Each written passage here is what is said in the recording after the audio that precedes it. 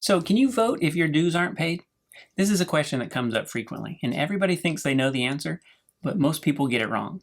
In parliamentary law, the right to vote is connected to your status as a member and is not tied to your payment of dues.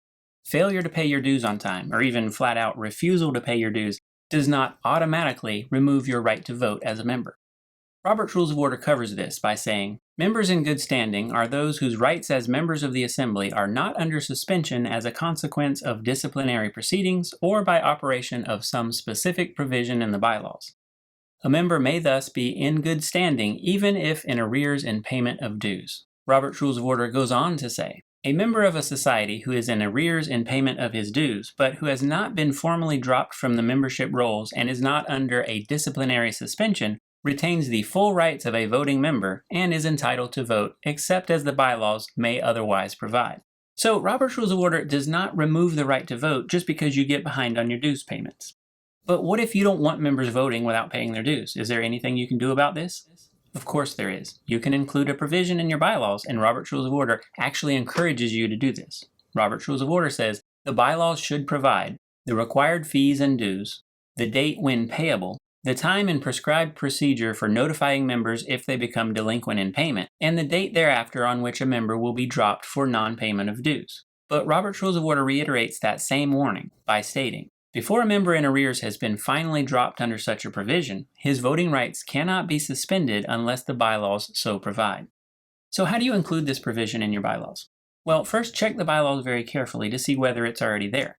If it is, then you're done. If it's not, then you'll need to amend the bylaws to include a provision, unless of course you want members just running around voting without paying their dues. Now, if you have to insert such a provision in your bylaws, what should it say? Well, Robert's Rules of Order provides an example. In the sample bylaws provided in Robert's Rules of Order, we see the following. The initiation fee shall be blank dollars. The annual dues shall be blank dollars payable in advance on or before blank of each year.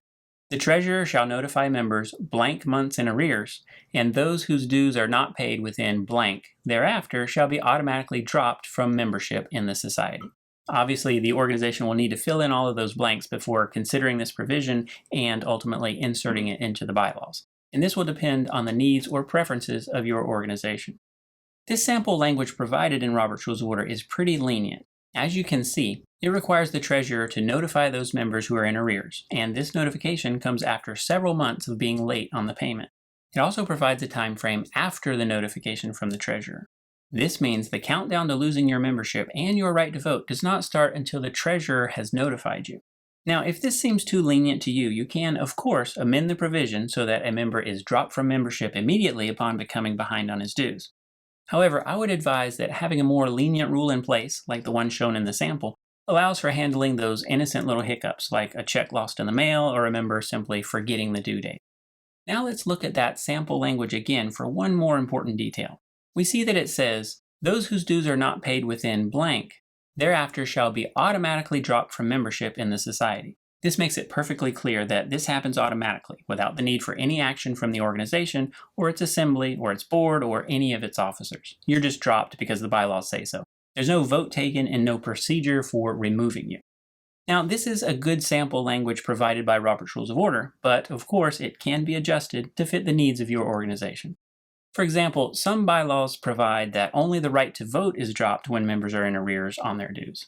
They don't actually cease to be members. So those members can simply bring their dues up to date and have their voting rights restored. Additionally, some organizations provide for reinstatement of membership, usually after paying a reinstatement fee.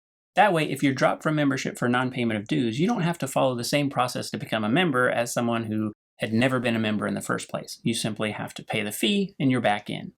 If you're wondering how to go about amending the bylaws and you want to make sure that you do it correctly, I'm going to make a video on that and I'll put it right here when it's ready. Let me know in the comments section below if this video was helpful or if there's anything else that you would like for me to cover on this topic. And as always, if you have questions about your association, your rights as a member, or your role as an officer, feel free to post them in the comments section below or visit us at perfectrules.com. Not only will we provide you with a response, but we may feature your question in one of our Q&A videos. Thank you very much.